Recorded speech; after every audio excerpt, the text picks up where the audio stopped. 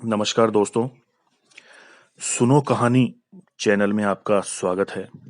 मैं डॉक्टर निशांत आज आपसे बात करूंगा कि हमारी दैनिक दिनचर्या में जो सीरीज चल रही है उसमें शयन किस तरह से करना चाहिए, सोना किस तरह से चाहिए। प्राचीन काल में जो भी ग्रंथ हैं, हमारे शास्त्र हैं, उनमें बहुत बड़ी बड़ी बातें तो लिखी हुई है, वैज्ञानिक तत्व भी लिखे हुए हैं, लेकिन रोजाना की दिनचर्या से संबंधित चीजें भी हमारे ग्रंथों में हमारे पूर्वजों ने, ऋषि मुनियों ने बताई है हमें, जो कि हमारे जीवन पर बहुत ही ज्यादा प्रभाव डालती है। पिछली वीडियो में हमने बताया था कि दैनिक दिनचर्या में किस तरह से कार्य करने चाहिए, सुबह कौन सा करना चाहिए, दोपहर में कौन सा, शाम को कौन सा, रात को कौन सा, है ना। सभी कार्यों के जो समय है ना, सभी काम के वो फिक्स है, निश्चित बने हुए हैं। इस तरह से सोने की अवस्था, शयन की अवस्था जो है ना, वो भी शास्त्रों में निश्चित की गई है। किस तरह से करना चाहिए आगे बताता हूं मैं आपको। ध्यान से सुने, वीडियो को स्किप ना करें, है ना। और शुरू से लेकर के आखिरी तक सुनेंगे तो आपको सारी चीजें समझ में आएगी, वरना आधा अधूरा ज्ञान है ना, फिर विष के समान, जहर के समान होता है। देखिए, हमेशा पूर्व या दक्षिण की तरफ सिर करके सोना चाहिए। उत्तर या पश्चिम की तरफ सिर करके सोने से आयु क्षीण होती है तथा शरीर में अनेक रोग उत्पन्न होते हैं। ध्यान रखें, पूर्व की तरफ सिर करके सोने से विद्या प्राप्त होती है। दक्षिण की तरफ सिर करके सोने से धन और आयु में वृद्धि होती है। पश्चिम की तरफ सिर करके सोने से प्रबल चिंता होती है और उत्तर की तरफ सिर करके सोने से हानि और मृत्यु होती है, अर्थात आयु क्षीण होती है। अधोमुख यानी उल्टे मुंह करके, पेट के बल, नग्न होकर, नंगे होकर के, दूसरे की शैया पर, दूसरे के बिस्तर पे, या टूटी हुई खाट हो अथवा जनशून्य घर में, अर्थात अकेले घर में आप अकेले ही हैं, तो ऐसी जगह पे नहीं सोना चाहिए। इस तरह से नहीं सोना चाहिए। अधोमुख यानी उल्टे करके नहीं सोना चाहिए, नग्न होकर के, बिल्कुल नंगे होकर के नहीं सोना चाहिए, है ना। दूसरे के बिस्तर पे नहीं सोना चाहिए, टूटी हुई खाट पर नहीं सोना चाहिए, और सूने मकान में अकेले नहीं सोना चाहिए। इसके अलावा जो विशाल ना हो, बड़ी नहीं हो, जो बिस्तर बहुत छोटा हो, टूटा हुआ हो, उस पर भी नहीं सोना चाहिए। ऊंचा नीचा हो तो उस पर भी नहीं सोना चाहिए। मैला हो, मैले बिस्तर पर भी नहीं सोना चाहिए।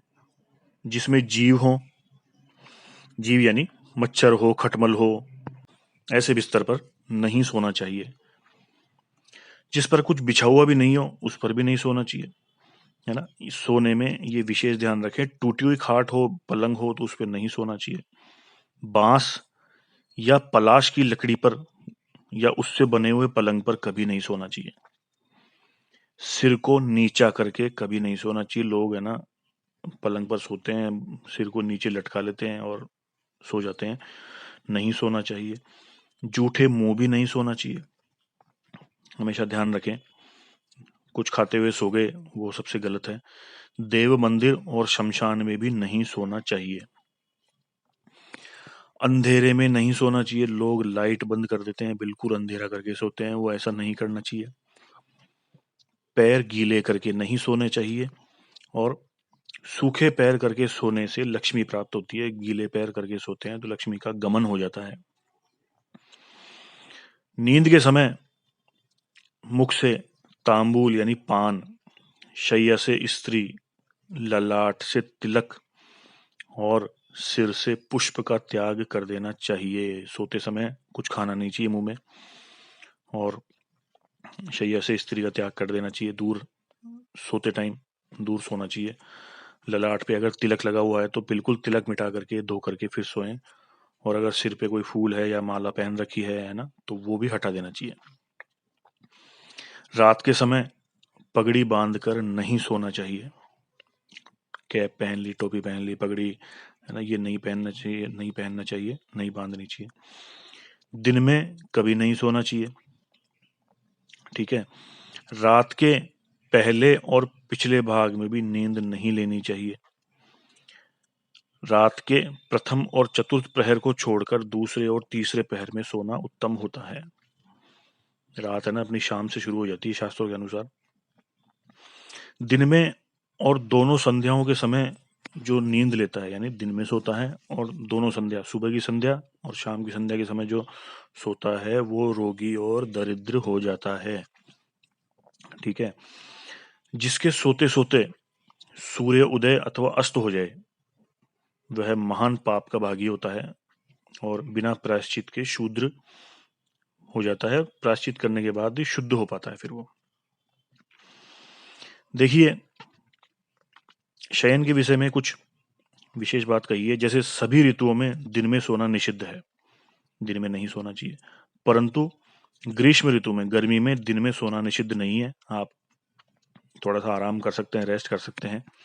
इसके अलावा बालक यानी बच्चा, वृद्ध और स्त्री सेवन से कृश यानी पतला बीमार, शतरोगी यानी क्षय का रोगी, क्षीण हो, मद्यपान कर रखा हो, यान वाहन में यात्रा करके आया हो, अथवा परिश्रम करने से थका हुआ हो, भोजन नहीं किया हो आदि से, अथवा कफ वगैरह से, वात से, पित्त से क्षीण हुए हुए और रोगी के लिए दिन में सोना निषिद्ध नहीं है। ये लोग दिन में सो सकते हैं। जिन्होंने रात में जागरण किया है, वे भी रात्रि जागरण के आधे समय तक दिन में सो सकते हैं, कोई नुकसान वाली बात नहीं है। इसके अलावा जो मनुष्य रोगी की अवस्था को छोड़कर सूर्योदय अथवा सूर्यास्त के समय सोता है, वह प्रायश्चित का भागी तो बनता ही है। मतलब बीमार तो सो सकता है, लेकिन स्वस्थ व्यक्ति को सूर्योदय अथवा सूर्यास्त के समय नहीं सोना चाहिए, ठीक है। स्वस्थ मनुष्य को आयु की रक्षा के लिए ब्रह्म मुहूर्त में उठना चाहिए। दीर्घायु चाहते हैं तो ब्रह्म मुहूर्त में उठ जाया करो।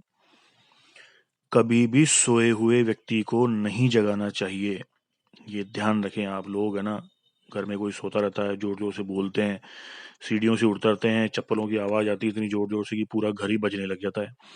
बर्तन मांजते हैं या रसोई में काम करते हैं, इतनी जोर से करते हैं कि पूरे घर में जो सोए लोग हैं ना, वो जाग जाते हैं। सोए हुए व्यक्ति को नहीं जगाना चाहिए, धीरे बोलना चाहिए, सबसे महान पाप है ये। इसके अलावा अगर विद्यार्थी है सोया हुआ, तो उसको जगा देना चाहिए।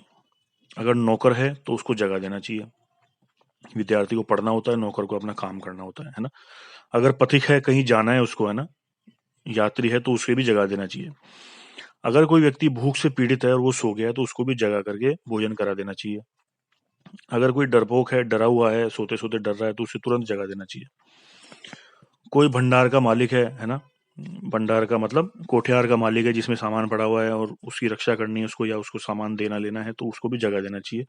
और द्वारपाल यानी अपना जो चौकीदार होता है, गार्ड होता है ना, उसको भी जगा के रखना चाहिए उसको। इन लोगों को जगाने में कोई भी दोष नहीं है। तो इस तरह से आपको ये बताया गया है कि किस तरह से सोना चाहिए, किनको नहीं सोना चाहिए, किनको सोना चाहिए, रोगी के लिए, बच्चों के लिए, वृद्ध के लिए क्या नियम है, और किन लोगों को जगह देना चाहिए। ये जो बातें हैं ना, ये सोचने में, सुनने में है ना, सब सामान्य लगती है, लेकिन इनका प्रभाव और दुष्प्रभाव है ना, एक दिन में नहीं दिखता है। रोजाना आप नियम पालन करेंगे जितना हो सके, है ना, तो आपको निश्चित रूप से इसका प्रभाव और दुष्प्रभाव दोनों ही दिखेगा। वीडियो को अपने फ्रेंड्स और फैमिली में जरूर शेयर करें, ताकि वे भी इन बातों से जान सके इनको और सीख सके नई नई चीजें, क्योंकि है तो ये पुरानी, लेकिन आज के लोगों के लिए नई है। चैनल को सब्सक्राइब जरूर करें, नया चैनल है, और इसको ग्रो करने के लिए हेल्प करें, है ना। चैनल पे क्लिक करें सब्सक्राइब पर, और ऑल पे क्लिक करके आपको नोटिफिकेशन मिलते रहेंगे। धन्यवाद।